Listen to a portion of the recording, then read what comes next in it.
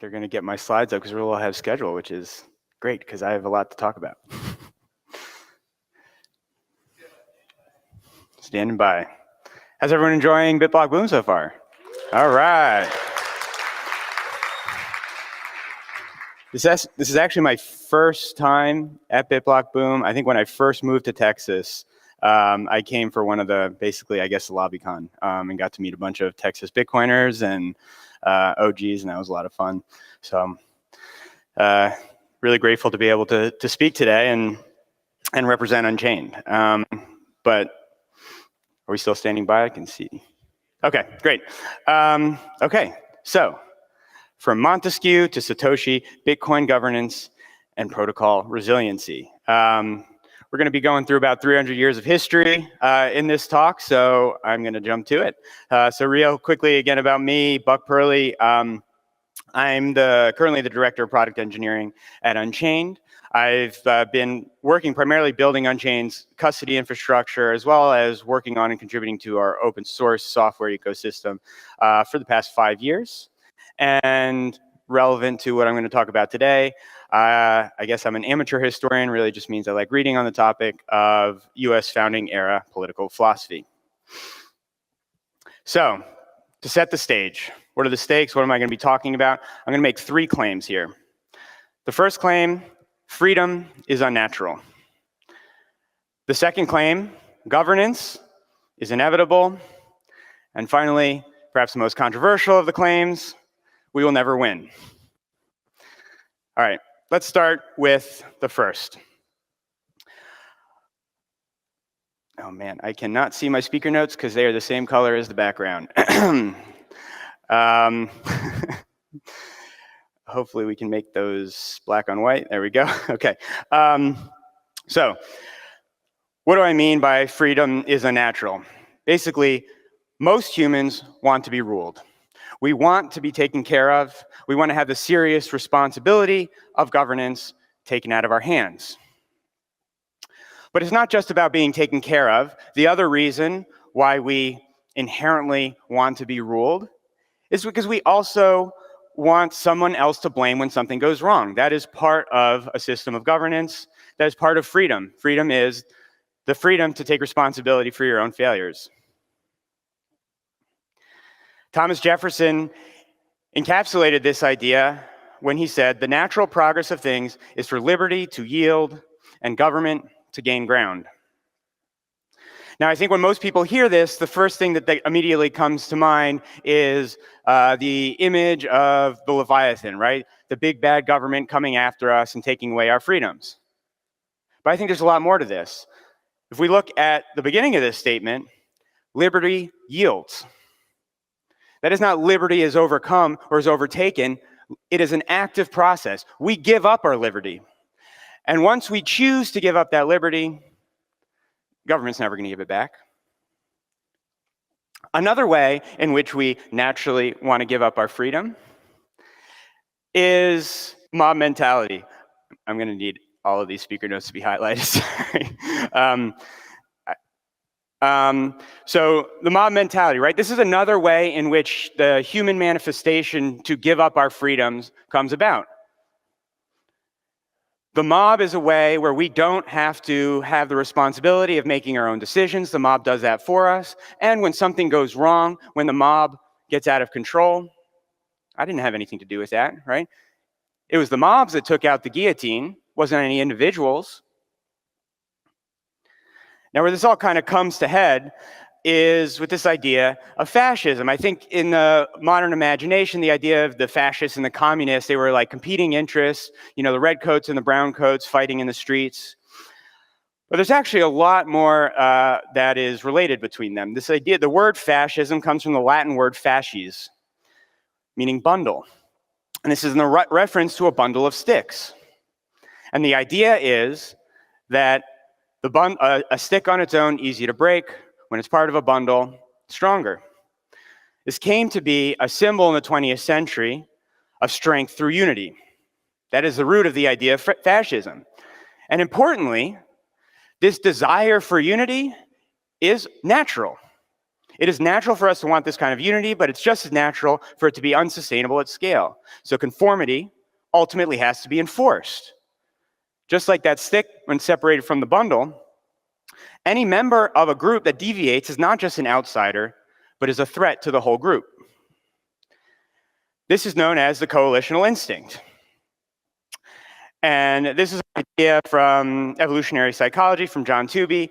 And what he says is the primary function that drove the evolution of coalitions is the amplification of the power of its members in conflict with non-members. This is basically an element of self-preservation. There's nothing malicious about it. There's nothing bad or wrong with it. We evolved this way for self-preservation. Be a part of the group and you'll be safe. There's another aspect of it, because once we're part of the group, again, that idea of the bundle of sticks, we have to preserve that coalition at all costs. And we are willing, more than willing, to sacrifice our own principles often, to malleate our own thoughts and our decision-making process to preserve the group. It's a matter of self-preservation. The interesting thing about coalitional instinct is coalition mindedness makes everyone, including scientists, the well-educated, far stupider in coalitional collectivities than as individuals. We will do whatever we need to justify the actions of that coalition. All right, let's get to the second claim. Governance is inevitable. So before I explain that, let's talk about what is governance. So first, very generally, it's just a process by which decisions are made. That process can be informal or formal, and that can exist even in very small groups. You can think of a family as a small group that has informal governance mechanisms that exist. Another important thing is I think often it can be viewed as evidence of no governance if you have a stalemate, for example, right? If no decisions are made. But this is still a decision, and it is still a manifestation of a governance system. And then finally, it is a process that can be a formalized system, either through a system of laws or code. It can also be informal. Cultural or social pressures are examples of how these manifest. But as we'll see, a refusal to recognize the legitimacy of formal processes for decision-making can ultimately lead to chaos and ruin. Okay, so why is it inevitable? Well, at root, it's basically because of this idea of Dunbar's number, right? So the idea of Dunbar's number, who don't know, it is that humans really can't keep track of a network, a social network, beyond about 150 individuals. Beyond that, our brains can't really form cohesive social communities. But of course, humans have existed in groups in some form that far exceed 150 for millennia. So how have we accomplished this? We do this through social and technological scaling techniques. Speech, writing, money, these are examples of technological innovations that have allowed us to scale human society. Religion and politics are other examples. Governance is basically a manifestation of these scaling techniques. It is inevitable, we do it one way or another, and we come up with ways to scale these groups one way or another. Nick Szabo wrote an essay on this topic called Money, Blockchains, and Social Scalability back in 2017. And he defines this same phenomenon, this idea of how do we handle these larger groups. He calls social scalability as the ability of an institution to overcome shortcomings in human minds and in the motivating or constraining aspects of said institution that limit who or how many can successfully participate. So if you don't go through the efforts of how to create these systems, it limits how you can grow the institutions or the systems themselves. Okay, we will never win. Basically, there's a couple reasons why I make this claim. In general, it's because, well, first reason is this idea of there is no strictly defined winning condition, effectively, for what we're aiming for. So I really like this quote from Hannah Arendt, who describes this at a civilizational level, where she says, she's a historian of the 20th century, every generation, civilization is invaded by barbarians. We call them children. Here in this room, we might call them no-coiners or new-coiners. The point of this is that this is a constantly evolving social group with its own social dynamics that has a constant process of education, of assimilation. There is no end state. So therefore, you really can't define a winning condition. This is not like a sporting event, right? Where you can say there's 4 quarters or 2 halves, whoever has the most points at the end of that wins the game. So when we don't have those kinds of constraints, it gets much harder. Let's take the United States, for example. This is an ongoing experiment, right? By any objective metric, the United States has been the sole superpower on the planet for about a couple generations. We are the richest, most innovative country in the world for maybe about the past 100 years. And yet faith in the US, our institutions, our place in the world, and our future has maybe never been more in question. So how are we defining success then? This is basically evidence of number go up, US won, right? Well, obviously, it's still an ongoing process. Another thing that I find interesting is that when we try and create these kind of ill-defined winning conditions, these subjective winning conditions, we run into an issue where we define winning based off of who is in charge. If the person you like is in charge, we've won. If the person you don't like is in charge, that's evidence of us losing. So in Bitcoin, I think we have the same tendency. It's a good meme, it's useful for education, but number go up, ultimately, I think, is corrosive to this idea of what we need to be doing to make our system anti-fragile. Bitcoin Dominance Index, same thing. Winning is a moving target, and defined in this way, it's almost always subjective. I think a better way, maybe more useful way to think about this is in the frame of losing conditions. They're similarly hard to find. Obviously, number goes to 0, we've lost. But are there other ways for Bitcoin to have lost? I remember in the scaling debates of 2017, people were saying that if Bitcoin hard forks or we get a larger block size, that means Bitcoin has failed. If nation states can have co-opted Bitcoin, then it has failed. These are still subjective moving goalposts, but you can understand that that's kind of what makes this difficult, because you might not know if Bitcoin has failed or won if we don't do a better job of defining it. That's why I'm going to make the claim that an enduring objective framework is better than an elusive subjective goals. And this allows us to make decisions against a changing environment and evolving dynamics in the ecosystem. So to try and make these ideas more concrete, I'd like to step back in history, and we're going to talk about a tale of 2 revolutions. On the one hand, we have the American Revolution, which, of course, was kicked off on July 4th, 1776. And on the other hand, we have the French Revolution. It's basically a contemporary of the French Revolution. They happened almost a decade apart. French Revolution started around May 5th, 1789. This is useful for a couple reasons. One, they had very different outcomes. They had very different approaches, but their goals were more or less the same. It was this idea of freedom and liberty. And I think many of us in this room would agree that we are in the midst of a quiet revolution. Right now with Bitcoin, obviously we hope it stays bloodless. But I think this means that we also have a lot to learn from each of these. Hannah Arendt wrote a book comparing these 2 revolutions called On Revolution.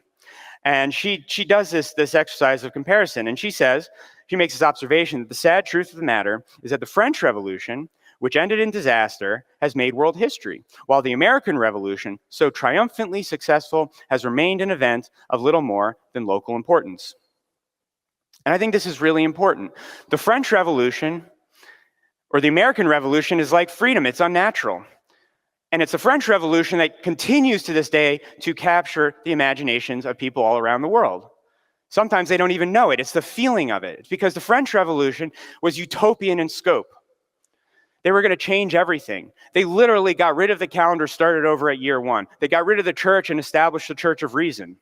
They were going to fix all of our problems. Get rid of it all, and it provoked our passions and the human desire for justice and a cleaner state of affairs that could only be brought about if the right people were in charge, of course. So to compare this, we're going to look at 2 of the founding father from each of the 2 revolutions, and here we have, in an appropriately creepy portrait, Robespierre. And in this quote, he says, "Terror is only justice, prompt, severe, and inflexible. It is then an emanation of virtue. The ends justify the means," right?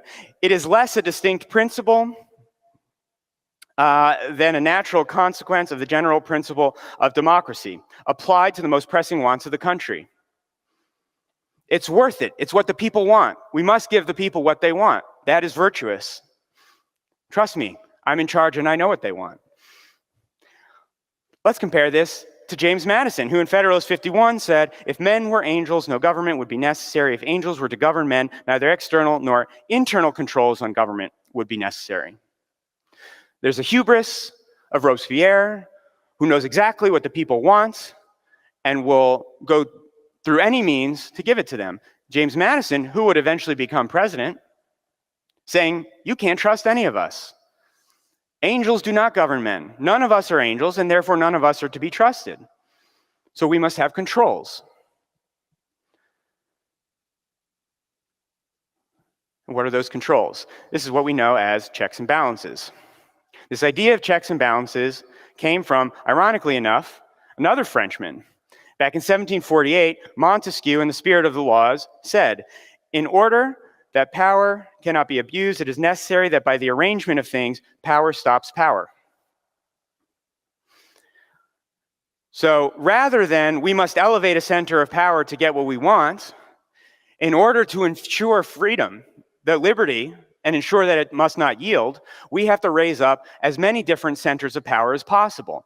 It's those checks and balances. But not only that, perhaps more importantly, he recognized the danger of those who speak from good intentions, that virtue and reason themselves were forms of power that similarly needed to be checked. This is exactly what Robespierre said. This virtuous goal justifies anything. Hamilton said in Federalist 25, something I think highlights this even more. For it is the truth which the experience of ages has attested, that the people are always most in danger when the means of injuring their rights are in the possession of those of whom they entertain the least suspicion. Don't trust, verify. Even those whom you believe are on your side, that have the best of intentions, that are looking out for us. Those are the ones that we should be most distrustful of, because that's when we let our guard down.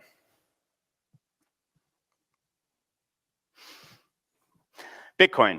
How does this relate to Bitcoin? We've been talking, this is probably the first and only Bitcoin conference talk that's mentioned French philosophers more than any Bitcoin developers or Satoshi himself.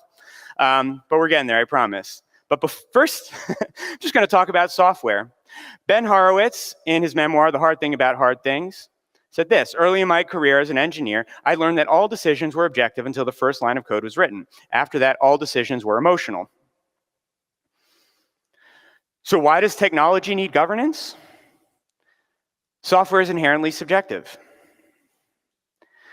Software also needs constant maintenance and optimization. There's always going to be bugs in Bitcoin. There's also working on privacy, P2P communications, mempool policy, the problems with mining centralization. Technology also almost always has trade-offs. Now, that doesn't necessarily mean that you can't say that one thing is more important than the other, but almost always in technology, you're prioritizing one thing over another, and that's okay, but those are decisions that have to be made. Whether we're talking about scalability versus decentralization, privacy versus auditability, programmability versus predictability. Also, there are different factions that need to be given a voice. All these self-interested individuals, parties, and groups that are, this is a currency for everybody, right? Bitcoin is for everybody, Bitcoin is for enemies. But that means we're gonna disagree. And all of those interests are equally valid in their own context. Those need to have a voice so that power can control power and we can discover the quote-unquote right solutions. And finally, and again, we need to acknowledge that doing nothing is a decision. We don't know what attacks will look like, and so we have to be prepared to face them. In that same essay, Szabo says, an attack, of course, does not have to be called an attack by the attackers. Instead, they might call it enlightened governance or democracy in action. That includes doing nothing. The other issue that we have to account for is what Hayek kind of coined as the knowledge problem. Bitcoin as a system, like markets, is incredibly complicated with a lot of inputs, all of these trade-offs that we have to deal with. The knowledge of the circumstances of which we must make use never exists in concentrated or integrated form, but solely as the dispersed bits of incomplete and frequently contradictory knowledge, which all the separate individuals possess. Making these wrong decisions is not necessarily a malicious thing, right? A single individual or even a group of individuals on their own can only have so many inputs of information. So we need a process that can bring as many of these inputs to light.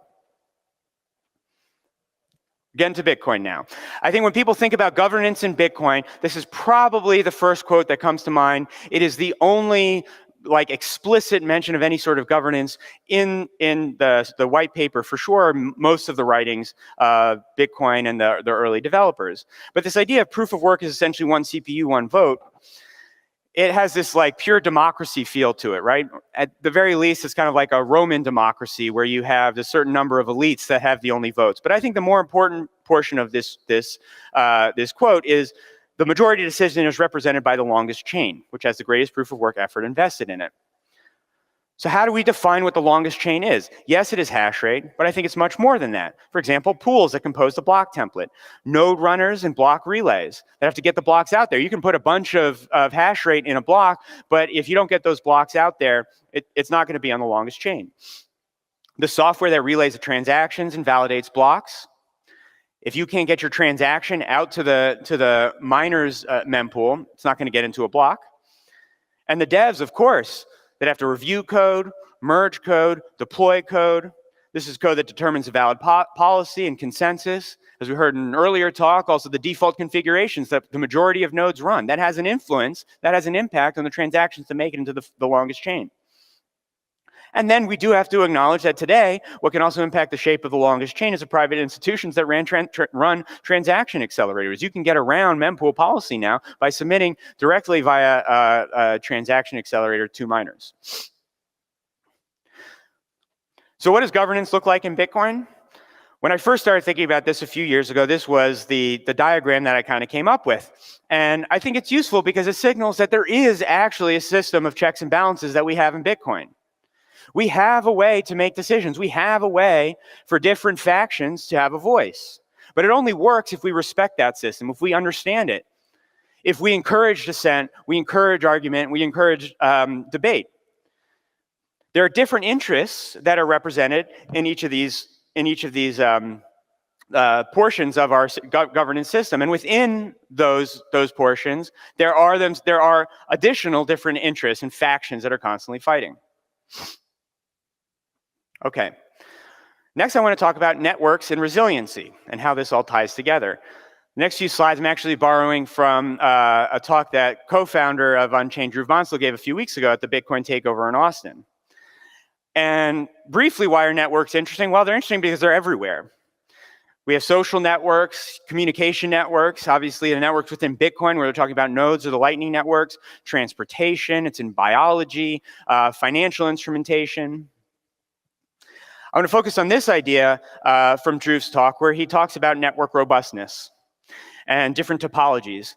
So on the one side, we have an assortative network topology, and on the other, disassortative. The assortative network is the more robust one. What do we mean by that? Well, you could sever an edge between two nodes, and the network more or less still stays together. And those two nodes even probably still have a connection with each other, even if it's a little bit more circuitous. A disassortative network doesn't have that quality. There are obviously several edges that you can see in this, where if you were to cut it, the whole network would be partitioned. So that is less robust. But what is particularly interesting to me is that it's the disassortative network that is cheaper to build.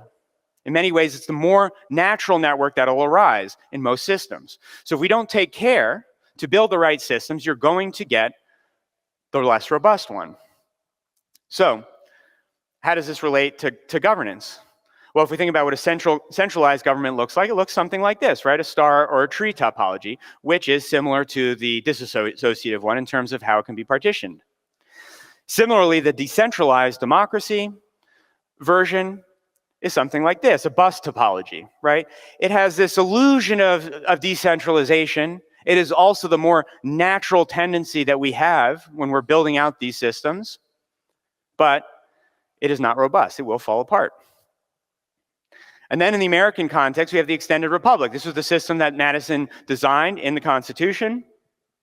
And in the American Revolution, they aimed to secure as many centers of power as possible and have them in constant conflict, not just the branches of the federal government, but also individual versus state versus federal. Pretty cool how that works out. This brings us to the network of keys.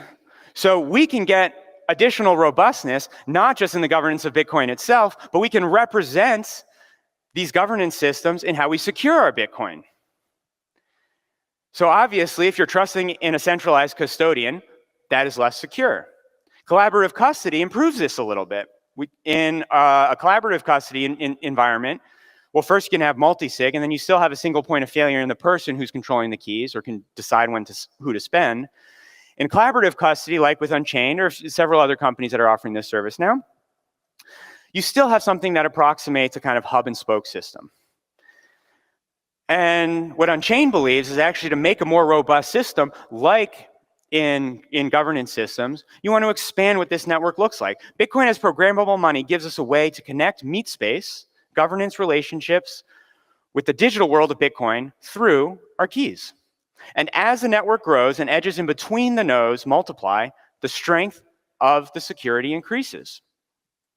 And this is not just about the robustness to loss and theft. This is typically what we're talking about in the context of multisig, but it's also a robustness with regards to accountability and auditability.